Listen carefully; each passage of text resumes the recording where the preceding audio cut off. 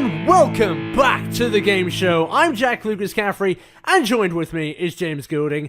How are you doing, James? And has Alex Jakes actually went on that go-kart race with you yet? Hey Jack, thanks for having me on again. All is good. Yeah, look, if Alex wants the kart race, I'm here. I'm waiting for him. I'm sure you are.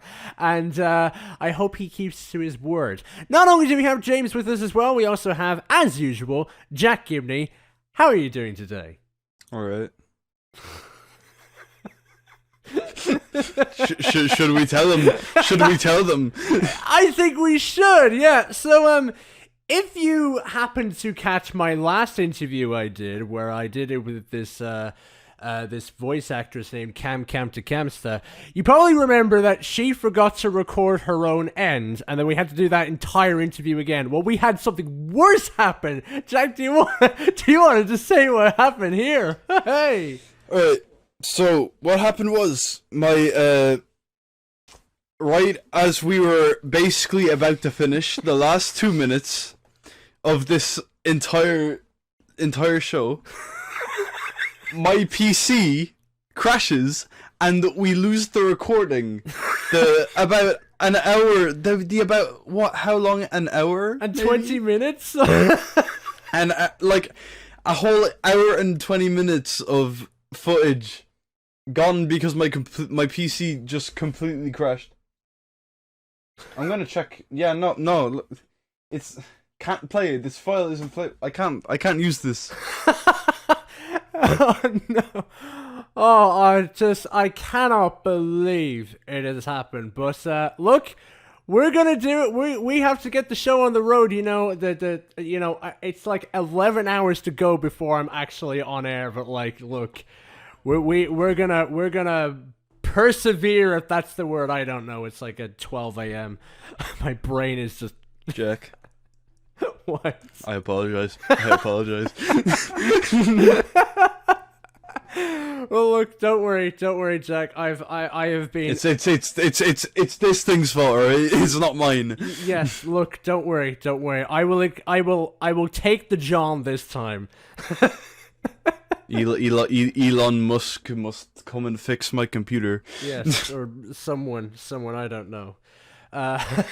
Anyway, so what we're going to do today, we're going to speak about the Summer Games Fest. Now, if you don't know what the Summer Games Fest is, it is essentially somewhat the new E3 competitor, which is hosted by the journalist Jeff Keighley, who also hosts the video game equivalent of the Oscars, the Game Awards. And it's actually the only game event this summer, as E3 has gotten cancelled this year, according to them, due to COVID-19. But I'm not really sure if that's the case, as like they've kind of not really, there's not really been a push to do E3 in the future, and not a lot of people are surprised that E3 has actually gotten cancelled this year. James, are you really surprised that E3 has gotten cancelled this year? Yeah, to be honest, I don't think the fact that there's no E3 is a surprise, in my opinion anyway, and I don't think anybody should really be surprised. I think that a lot of the game companies or organizations are trying to move away from in-person events. I mean, why host $1 million plus event to set up when you can easily have presentations online? I mean, Sony did it perfectly with anything related with PS5, so I think E3 can easily do it the same. And, you know, I do think it grows better traction and it starts to move everything online. You know, not everything has to be in person. And the fact that thousands of people are going into an arena to watch a video that they can watch at home, I do think it's really not necessary anymore. And like the novelty of it, obviously it's great, like nostalgic, but at the end of the day, to do what it needs to do, online's fine. Yeah, I kind of agree with you, James. I feel it's sort of transferring to a sort of online thing, this whole E3 and Summer Games Fest as well. Jack, what do you think of what's your thoughts on it, essentially? So, I do agree with James mostly on this, like, because although, like, you know, the in-person big, you know, stages is gonna, they're gonna be, like, it's gonna have the better atmosphere. But, do we really need that sort of, big presentation on a big stage? We don't necessarily need, like, everything can just be online now. And, as you said, PlayStation's been doing it well. Nintendo's been doing it well enough, but, like, Yeah, and so did Microsoft the other day with the Xbox and Bethesda sort of game showcase. They've all been sort of doing it, and it does work. It does work well. It does still gain the hype that you normally see, and there's still people who gather up to TV screens to watch it and stuff. There is that still there. But one thing I do hope that doesn't go away from these, if like E3 comes back or, Summer Games Fest becomes a little more bigger or something, I hope one thing that will never go away is the whole playing a game early before it gets released. Like, that thing always just sort of really interests me, that you can sort of go to this place, play some new games that are not released yet in an earlier form. That always just has interested me, and I hope that stays. Do you think that'll stay, Jack? I think so, yeah. I think that's like probably the biggest and best part of E3, except for like apart from the announcements, just like being able to get hands on with like new games that are coming out with demos. Like Sonic Frontiers is getting that right now, and different press, they're all playing the game right now, probably. Yeah, in fact, they are playing the game, and there is high praise, actually, for Sonic Frontiers by some critics that have played it at the Summer Game Fest. Now, not all of them have came out to say their thoughts, because there was some sort of non-disclosure agreement thing relating to that game. But some people have came out and said, yeah, this is a really good game, and it might be Game of the Year.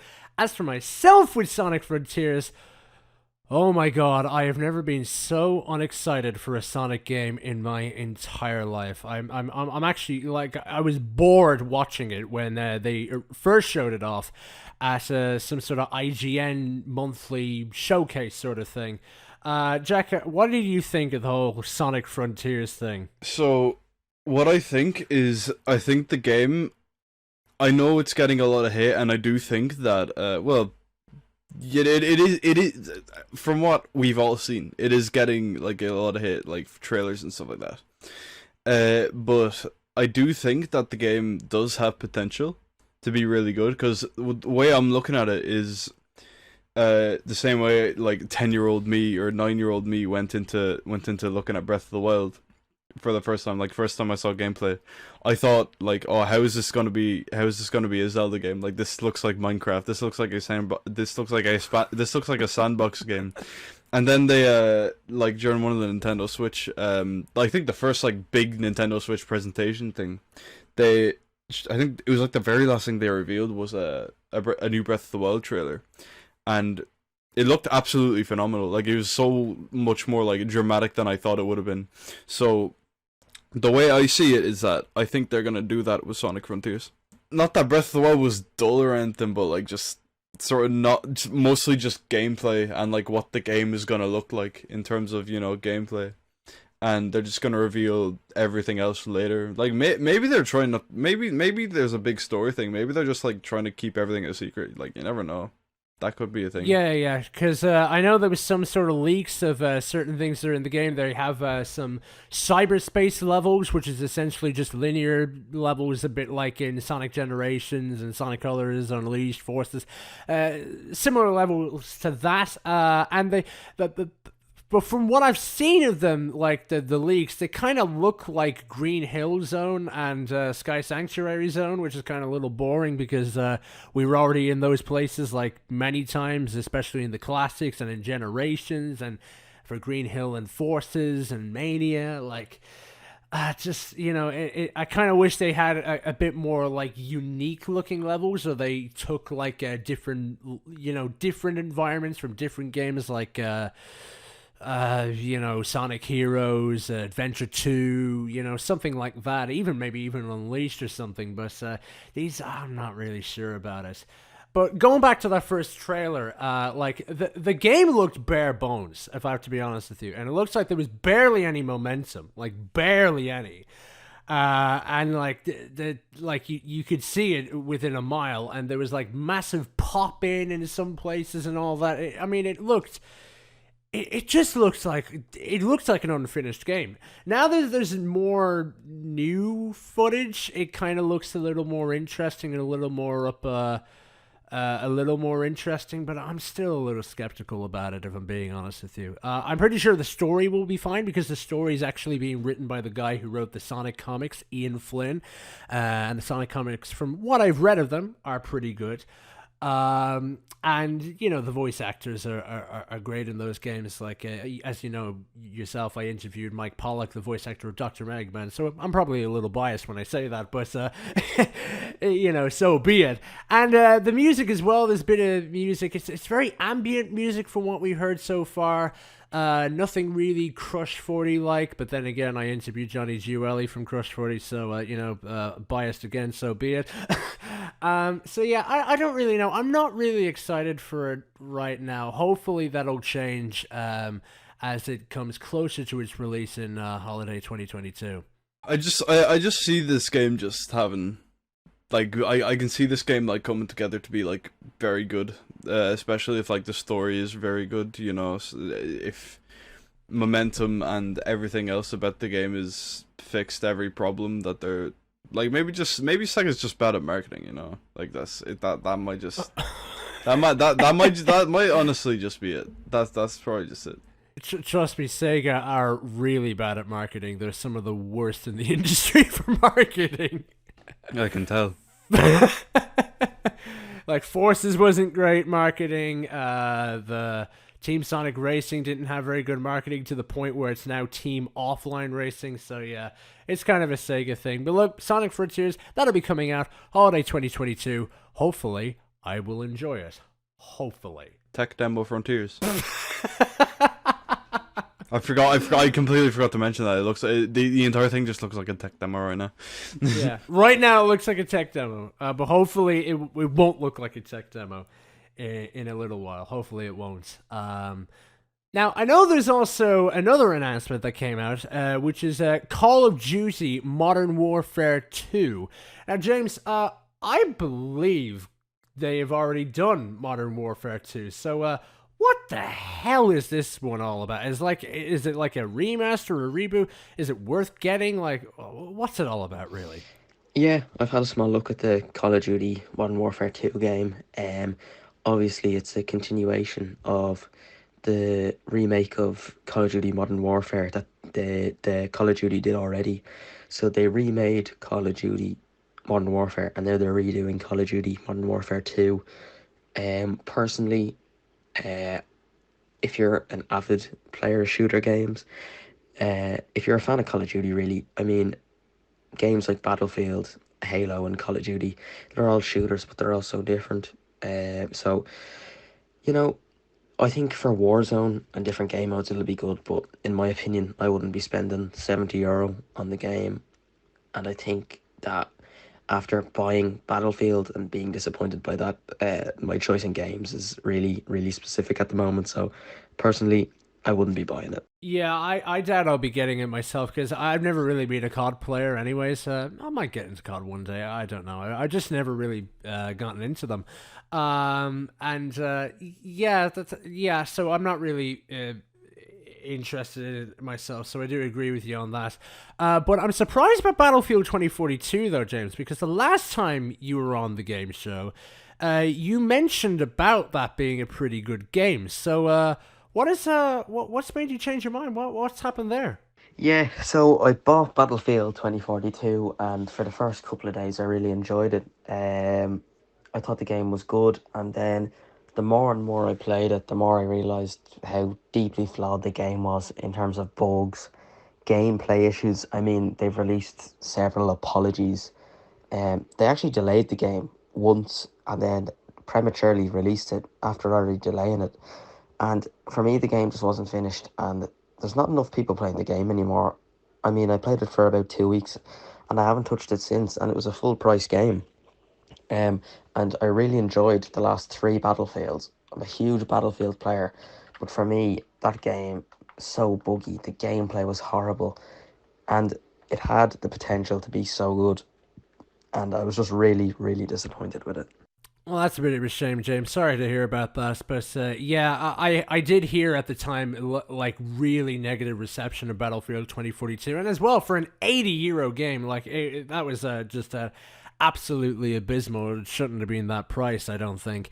Jack, what do you have to think about the whole Call of Duty and Battlefield that James is speaking about there? I don't know. It is. The game is very, very expensive. That is all I was like. Yeah, like Battlefield is expensive. I don't really have much to say about COD. I don't know much. I didn't. I saw that it was being shown, and then I tuned out. Yeah, I just didn't care. Yeah, same with myself. Yeah, and you know, basically, in fact, if I'm being honest with you, most of the shooters I played, like the brand new shooters I've heard of or have played, just don't seem to be really good or as good as they could be. Like I was playing Halo Infinite because I recently got an Xbox Series X. Back in January, which I suppose is not that recent, but you know, so be it. Like I was playing Halo Infinite, and that's a free game, by the way, in the multiplayer front. And my God, is Halo Infinite so bare bones when it comes to its content. I mean, compared to like the Master Chief Collection, which you can get if you get on sale, which I did. I got it on sale for €20. That was like the best €20 I ever spent on a game because, my God, it comes with 6 games, 6 campaigns, 6 multiplayer games, and there's so many maps, so much content in that game that like you kind of play Halo Infinite and just feel nothing but disappointment when you play that. But with Halo the Master Chief Collection, it's a really good little game. It's really good shooter, and I'd advise anyone to get it if you're into shooters or you just want to get into shooters to play that. It's probably the most accessible way to play the old classic Halo games without getting yourself an OG Xbox. But yeah, that's pretty much everything I have to say about the modern state of modern shooters, especially Modern Warfare 2 that's coming out that I couldn't really care for. Jack, anything else to add there? No. I don't play shooters, and whenever I've tried them, I just don't. I don't know. Maybe it's because I'm playing on keyboard, and it's just like I'm not the keyboard player. I might try some of them on controller, but you know, I've never been too into shooters. You know. Yeah. I'm not really been either, but other than really Halo, that's the only one I've really gotten into in the last while. But I know one thing that you and I are into, and that is fighting games, and I believe there's 2 new fighting games coming out. Let's speak about one that we haven't spoken about before, and that is Street Fighter 6. So Street Fighter 6, Jack, tell me all about it. I've heard a good few bits about this game. So Street Fighter 6 is, of course, the 6th installment of the Street Fighter series. Street Fighter is, it's like, it's not really like as basic as fighting games can get, but this is basically the textbook fighting game, if you know what I mean. It's like, yeah, this just two guys just on a 2D plane just fighting. There's special moves that you can do, like different inputs and stuff like that. It's super moves, different archetypes of characters like zoners, just Shotos, which are just like Ryu and Ken, you know, fireball, anti-air reflector, whatever. Like, but yeah, that's basically just Street Fighter at its core, and Street Fighter 6 is looking to be very good so far. I haven't looked too much into what people are saying about the gameplay, but I do know that the art style is very like street-like, if you know what I mean. Like you can definitely tell that like these are more like, with the whole like graffiti art sort of thing, it's more of like they're literally fighting in the back alley of just some random street in, I don't know, just somewhere, you know. And I believe there's actually a brand new campaign in it, and I know it because we were speaking to you about it before. Something about Ken's wife has taken the kids. So the campaign mode isn't about that, but it is something that I'll get into afterwards. I don't know much about the campaign, but from what I can see, it's one of the, like, I say this in air quotes, new characters, because this character were like introduced in Street Fighter 6, because this character was a DLC character, like the final DLC character in Street Fighter 5, and his name's Luke, and he's basically the main new character in this game, along with another character named Jamie, and I'm gonna assume that the campaign, I don't know if it's a campaign or if it's some sort of like community hub type of thing, but from what I know, it is a campaign mode that follows him. That is all I know. But yeah, Luke is is like basically just the new main character, the main new character, if you know what I mean. Yeah. And now into Ken. Oh boy. There was I think shortly after the game was first announced, there were leaks about the full roster at the moment. And what people found out, they found out about Ken's backstory for Street Fighter 6.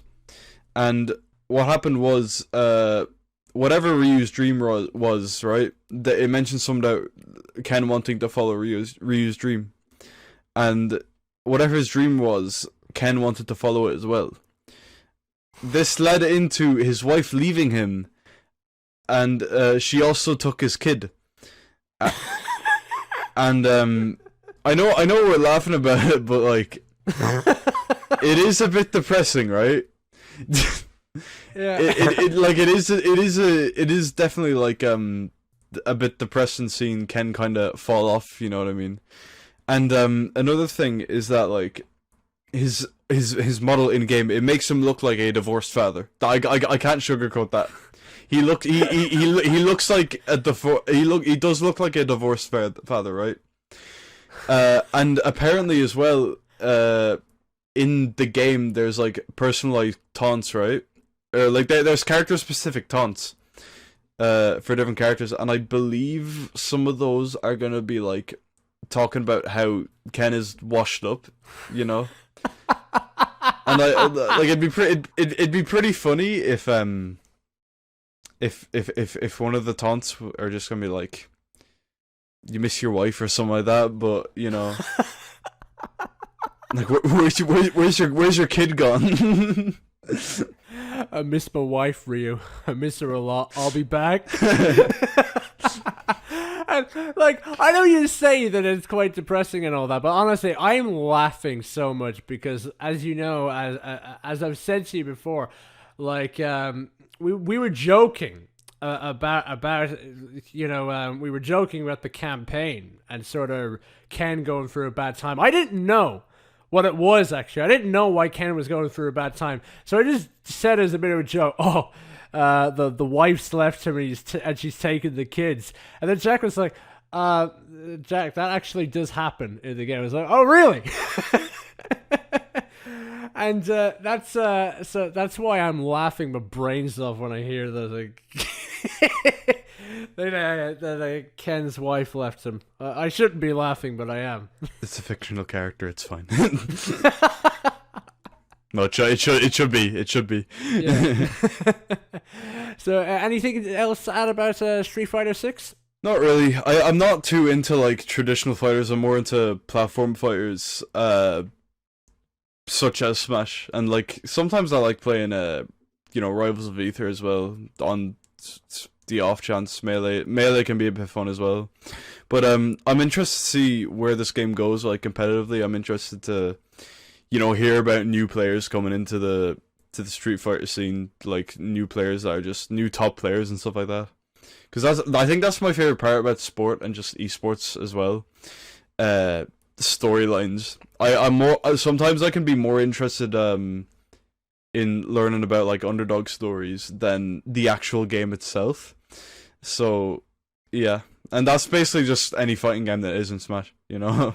I don't mind the old traditional fighting game. Like, I play Virtua Fighter every now and again, but then again, like, I've interviewed the two actors in Virtua Fighter, Eric Ellison and Lisa Wilkerson, so maybe I'm biased, so be it, who cares? But I do play Virtua Fighter a bit, so, I'm looking forward to this new Street Fighter game. I believe it's coming out in 2023, so we'll have to wait a little longer to get our hands on it.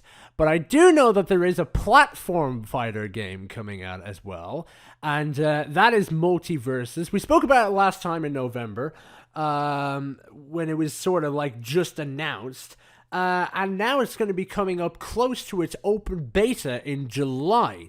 So, Jack, anything new to add on Multiverses that we may have not spoken about when it was announced? So, from when we last talked about it, I don't think there's that much, except from the fact that... Wait, when we did it last time, was there even gameplay, or...? I don't even think there was gameplay. Like, it was just like, oh yeah, we're making the game. It was the roster leak, I think, that was it. Yeah, that was it. Yeah, I remember you showing that leak to me. Yeah, it was the roster leak, and it was like no gameplay. So, we found out that this game is...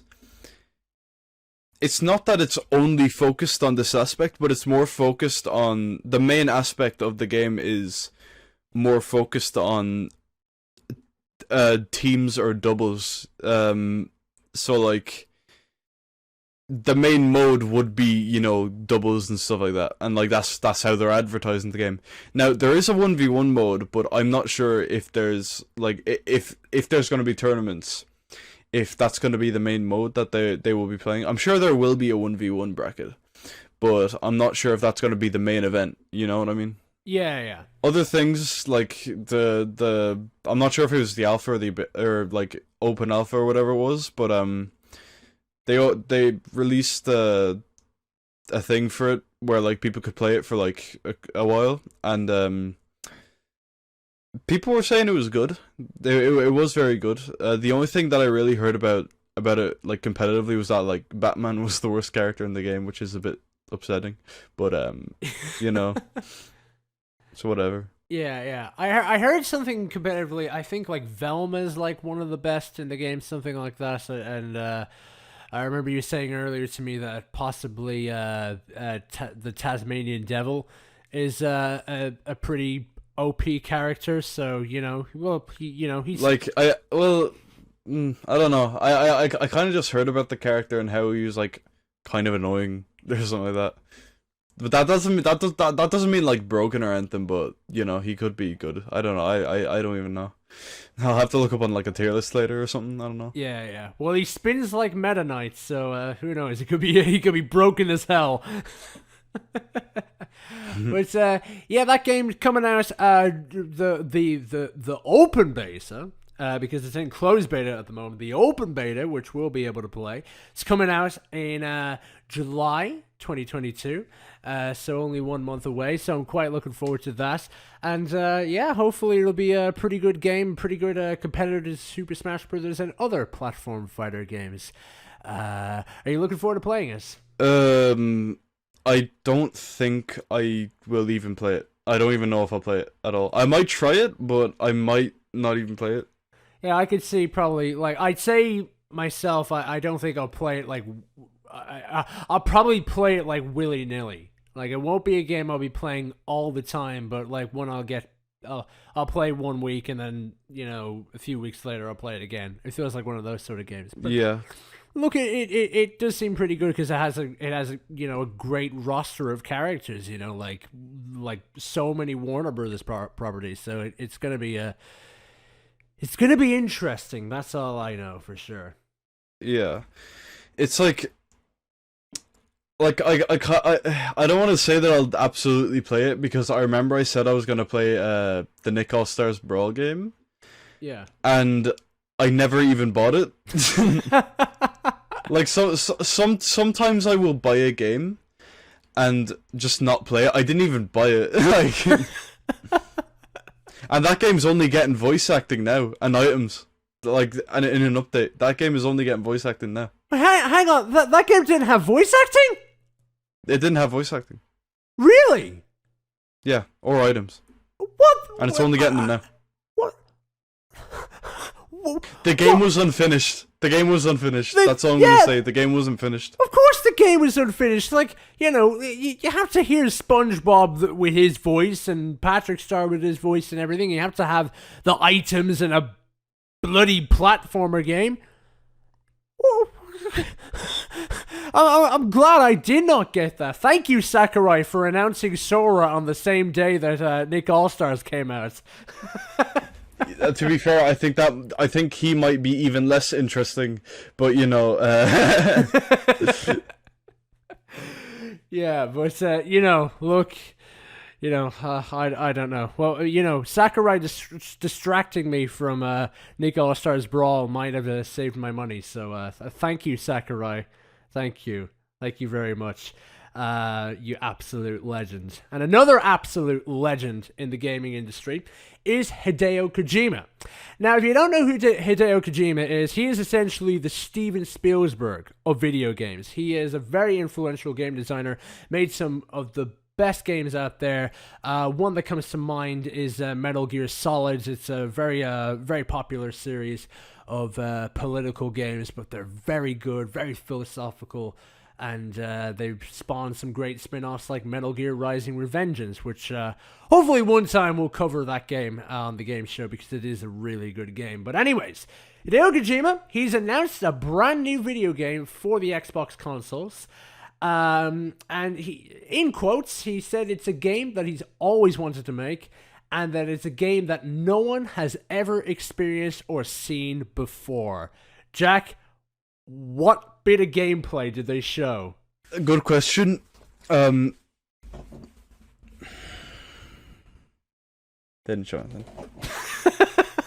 You see, I was planning on just being silent, but then I was just like, No, you know, that would be dead air on the radio. That would not be a good thing. People would think we just decided to go off air all of a sudden. But yes, there was no gameplay. There was not even a game title, no game characters. Literally just Hideo Kojima walking up and saying, "Hi, I'm Hideo Kojima. I'm making a new game. Bye-bye." So, Jack, with this little knowledge of Hideo Kojima's game, what do you think of Hideo Kojima's new Hideo Kojima game? So, I don't know. I actually just don't know. I know I explained something like in our first draft, right? The first draft. And I didn't really know what to think of it. I did suggest that maybe he could be making a more like light-hearted, you know, kind of kids game maybe, but I wasn't too sure about that because that's not what Hideo Kojima has ever done, like ever. Yeah. And anyways, another thing that I'm going to bring up is the fact that he said no one has ever experienced or seen before. That's probably the thing that like interests me the most, because what hasn't been done, if you know what I mean? Like, yeah. Is this really something that has not been done? Or is it something that I have played before, but like just isn't as like, you know, big of a game? Yeah. As like something that like Hideo Kojima could make. Yeah, I tend to agree. That's probably the most intriguing thing. Another very intriguing thing about the new Hideo Kojima game is that it's going to be utilizing Microsoft Cloud technology. Now, I have a bit of a concern for this. I'm sure this is probably the no one has ever experienced or seen before bit of the game, or a part of the never experienced or seen before part of the Hideo Kojima game. But I don't know, I'm a little worried, a little concerned about it. I don't really like the whole cloud infrastructure of video games, especially right now at the moment. So Jack, what do you have to think of it? Something new that I just thought about there, right? I wonder if this is going to be some sort of like breaking the fourth wall stuff with like the cloud or something like that, where you have to like download random ARG stuff, you know. And I don't really know what it's gonna be about, but I don't know what to think of it at all, because like I don't know what he's always wanted to make. I don't know what is gonna be new, and I don't really know like why like utilizing Microsoft Cloud technology. Like I don't know what that means. Like that usually he'd just be like, okay, it's gonna be like, what does that mean?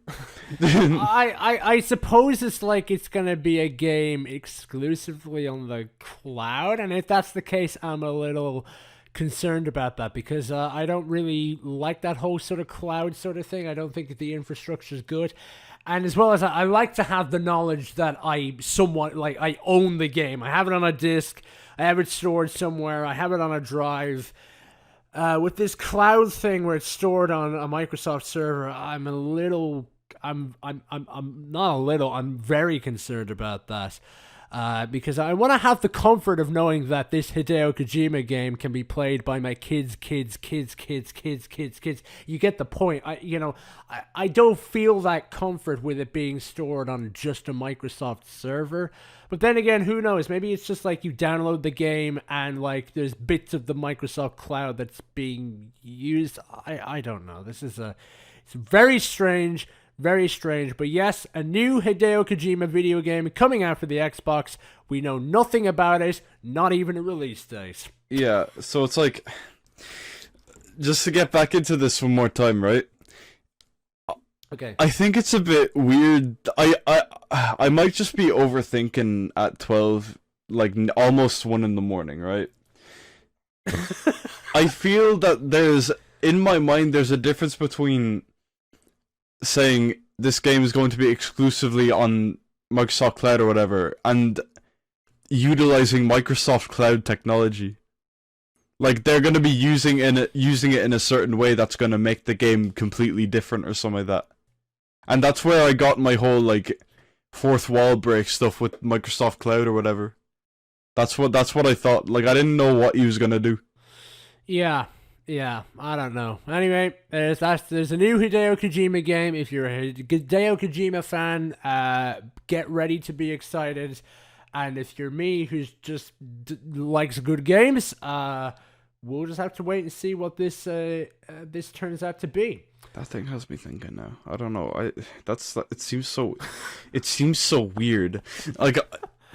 No one has ever experienced or seen before, and utilizing Microsoft Cloud technology sounds so weird that it's gonna be like some like, you know, the way it's like sometimes like there's like secrets in like Word documents and stuff like that you can like unlock or something. Yeah. I feel like it's gonna be something like that.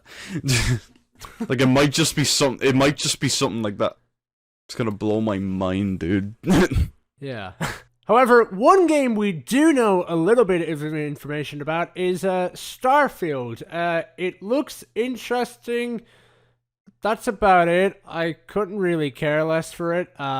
Just looks interesting. It's supposedly looks similar to No Man's Sky, and it's getting mixed reception. Like some people are saying, this is the greatest announcement of all time, and there's people who are like, this is the worst announcement of all time. Jack, what the hell do you think of Starfield? So here's a funny story, right? I was watching this with a couple of friends, and when they were talking about Starfield, we completely tuned out because we did not care. I literally could not give any, like, I just couldn't. I don't care. I just don't care about Starfield. I just don't. I'm sorry. I just thought I hate to spread negativity on the radio, right? I don't care. I don't care about Starfield. Yeah. Look, Jack. I don't even care about it either. And I love space and outer space and space related games, and I just don't care for this one. I'm not. Space is cool, right? But No Man's Sky, right? Speaking of, I don't know. I'm not looking forward to Starfield because it doesn't really interest me. But if someone is looking forward to Starfield, please let us know in the comment section on YouTube, or drop us a line on Dublin South FM and just call in and say, yes, I listened to your program and I am looking forward to Starfield. But one game, however, I am looking forward to quite a lot is the brand new Forza Motorsport game. Now, if you remember back in the E3 special, Forza Horizon 5 was shown, and I was absolutely blown away by how good the game looked and everything. Well, that's the same with the Forza Motorsport reboot. I'm absolutely blown away about it. It looks incredible. It's supposedly built from the ground up. It has new lighting and reflection effects. It also has ray tracing and dynamic day and night features, which is pretty cool. I really like that. I also believe rain is added as well. Correct me if I'm wrong. Yeah, there's just a load of really cool things for this Forza Motorsport game that I'm really, really looking forward to. James, what do you think of the new Forza game? In terms of Forza, I'm a PlayStation player, so I don't have the pleasure of playing it. But from what I've seen, the graphics, cars, places to race the cars, it looks great. Personally, I'm a Gran Turismo player myself. Haven't made the shift over to 7 yet. I'll wait till it goes on sale probably. I'm still playing Gran Turismo Sport. But as far as it goes, that Forza game looks really good. And if it comes out on Game Pass, or is at a competitive price, definitely pick it up if you're a fan of racing games. Well, I do believe it actually is going to be released on Game Pass, and it'll be releasing sometime in January 2023. It's a game, oh god, am I so looking forward to. I'm looking forward to driving all the cars on the tracks, and I hope it'll have some good some good tracks. Yeah, I hope it has like a wide variety of tracks, a bit like Forza Motorsport 7, and I hope it has a wide variety of cars like Forza Motorsport 4, because Forza 4's car selection and even track selection in Forza Motorsport 4 was absolutely amazing. That was a great game. Released back on the Xbox 360 in 2011. It's a brilliant game. And yeah, I don't think they're gonna really. I don't think this is gonna be a flop Forza game. I think this is gonna be a really good one. The Forza games are usually good anyway, so I'm really looking forward to it. Jack, what do you think of the brand new Forza Motorsport game? I think it looks like I'm not into racing games, but I'm also awful at them. But I will say it does look very good. That's all I'm gonna say. It looks really. It from what I've seen from the trailers, it looks stunning, like visually stunning, and it just looks really good. That's all I'll say. Yeah. Well, it does, and there seems to be as well. There seems to be motorsport sort of features which are being added into Forza Motorsport 8. I don't think it's called Forza Motorsport 8, but I'm just gonna call it that right now. But there's going to be tire and fuel management, which is another motorsport-related sims. So they're going to be adding that into Forza Motorsport. That's pretty interesting. I'm looking forward to seeing how they implement that.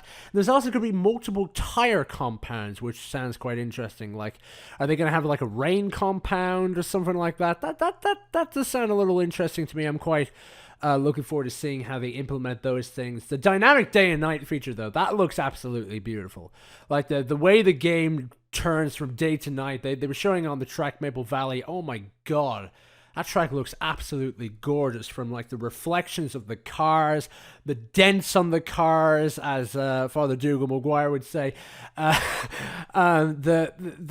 The just absolutely about it. The reflections, the lighting. The lighting is really what takes the game to the next level, thanks to the ray tracing and all that new features that they're using for the Xbox Series X version of Forza Motorsport. So yes, quite looking forward to it.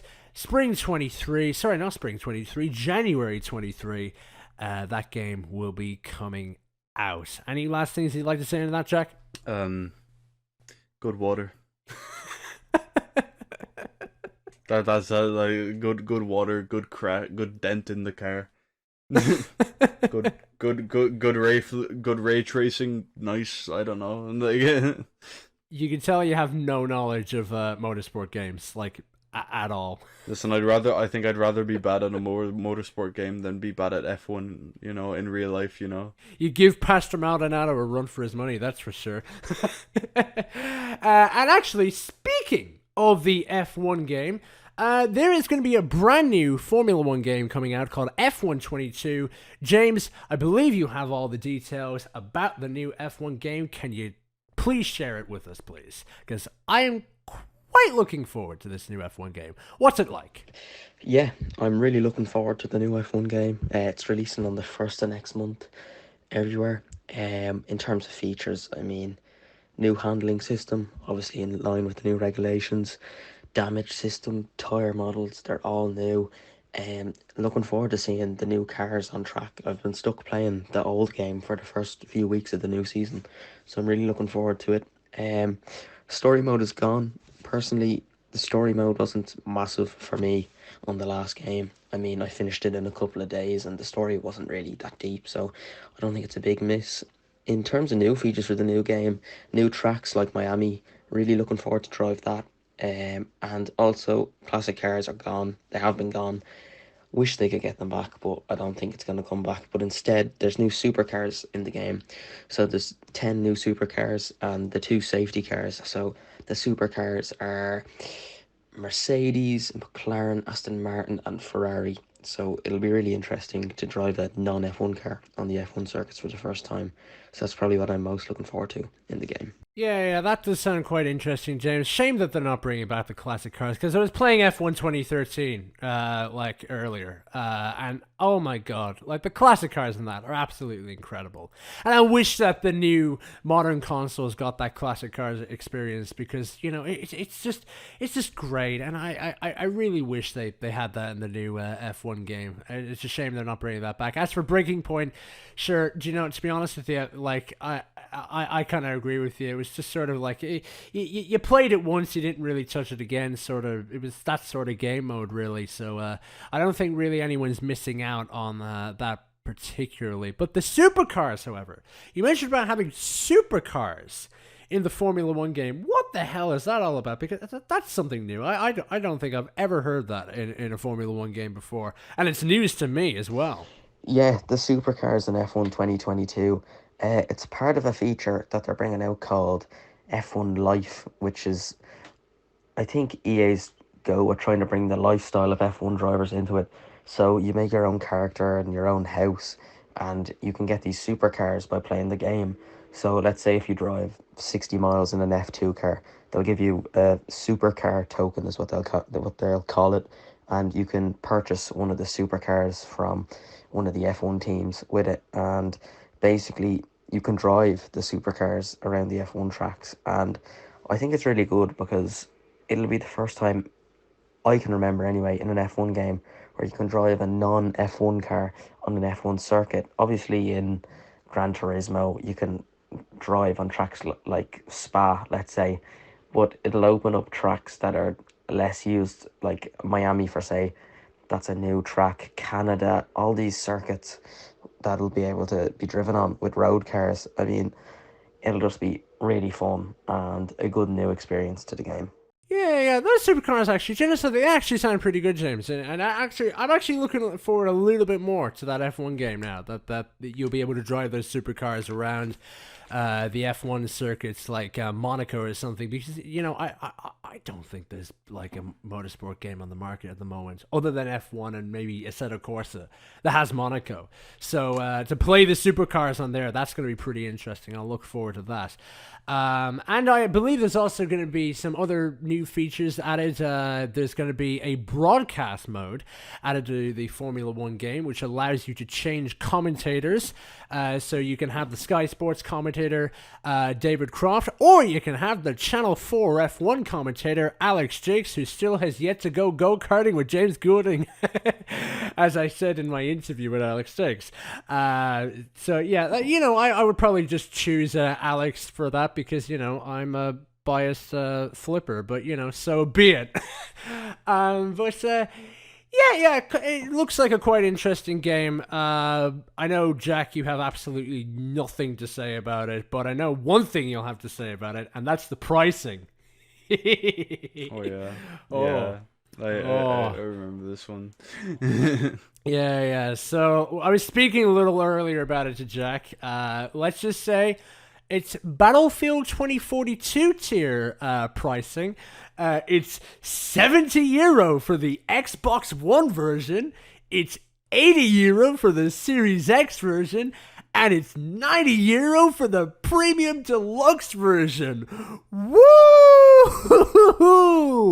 Oh, I so can't wait to spend I so can't wait to bust my wallet on an F1 game that does not have classic cars. I so can't wait for that. But are you gonna do it? No, I don't think I will. I don't think I will, because there's like the only thing that's honestly interesting me is the supercar thing. That's the only thing that's really interesting me about this F1 game, is that supercar thing. And I'd say EA Play is probably gonna have it, and Game Pass. I'd say they're probably gonna throw that on there maybe at some point. I'd say they're going to throw it on there. And as well as that, if I really wanted F1 22 badly, like, if you ever go into a secondhand game shop, all you need to do is go into a secondhand game shop, look at the sports aisle, like the sports gaming aisle. All the sports games are, like, dirt cheap. Like, you can get, like, the probably last year's EA Sports title for, like, a tenner, or maybe even €1 if you're lucky. Like, you might as well wait for that absolute drop in price to get one of these games. So yeah, I'll probably do that or something, or get it through the Game Pass or something. So yeah, that's F1 22. I doubt you have anything else to add there, Jack. Car. Yeah, car. We'll go with that. Motor. Another announcement that I think is pretty cool is the fact that Persona 3, 4, and 5 are coming to the Xbox. Now, if you don't know what Persona is, it's essentially a JRPG developed by Atlas, also known as Sega. It's like a division of Sega. And they're very, very, very popular games among many people, anime fans, game fans. It's a very, very popular game franchise, and it's finally coming to the Xbox. James, what do you have to think about it? Yeah, I think Persona come to the Xbox is a really good addition for Xbox. Personally, I've played Persona 5 myself, and I actually really enjoyed it. It generally wouldn't be my style of game, but I think it came out on PS Plus. I tried it, I played it, and honestly, I really enjoyed it. Good story, good gameplay, and yeah, anyone on Xbox, I'd really recommend giving it a try. Personally, I played Persona 5 first. All the games, they're not linked, so you could easily pick and choose for which one you want to play first. Yeah, that sounds pretty interesting, James. I'll definitely have to give Persona a try. I meant to give Persona a try a very long time, but it was always a PS exclusive, so I never really got the chance to ever really try it. Jack, what do you think of the Persona 3, 4, and 5 coming to Xbox consoles? So, here's the thing. It doesn't affect me that much because right now I can buy Persona 5 The Royal on PlayStation right now. In fact, I think Persona 5 is on PS Plus anyways. And Persona 4 Golden is on Steam. So for me anyways, the only real, new thing is Persona 3 Portable. And listen, I'm not trying to say that like this is worthless, because I probably will buy all three games at some point, maybe, because I do want to try out. I've been like the PC port for Persona 4 came out in 2020. I was meant to try it out for a while, but I just never got around to it. And yeah, also just RPGs and JRPGs, just like, they aren't my thing, but I suppose it would be a good idea to see if I could try get into it now. Because Persona 5 every Persona game seems like they're all so good. Like, I've heard so many good things about the games, and like, I'm not sure if I'll even get around to playing these, but sure, if I get around to them, I get around to them. Sure, there's more games that I'm enjoying now, so we'll have to have a look at what happens. But yeah, all the games are coming out on PC, and I believe from what I heard, Persona 4 Golden and Persona 3 Portable. Now I'm not sure if they're on it already, but I do know that they are confirmed to come over, but I might be wrong. I'm pretty sure they're confirmed. If they're not already on it, then I'm spreading false information, but whatever. You're spreading false information to the entirety of the listeners of Dublin South FM. The entire Dublin South side is getting wrong information if you get this wrong, Jack. Oh, if I get this wrong, this is on me. So, if Jack got his info wrong, send a complaint into Dublin South FM and say that Jack Gibney got his facts wrong. If I get in trouble because of this. Sure, look, don't worry. But anyway, Persona 3, 4, and 5 coming to Xbox and PC. Don't know exactly when, but sure, I can wait anyway. So, something. I'm looking forward to it. I'm looking forward to it. Trying it out. I believe it's also coming to Game Pass as well, so I'll try it on the Game Pass, give it a bit of a go, and see if I like it. The final sort of announcement that there really is, and I'm just going to include it because I know I'll be killed by a couple of people if I don't include it. Fall Guys is becoming a free-to-play video game. It's going to be removed from Steam and only available on the Epic Game Store, which is not Epic.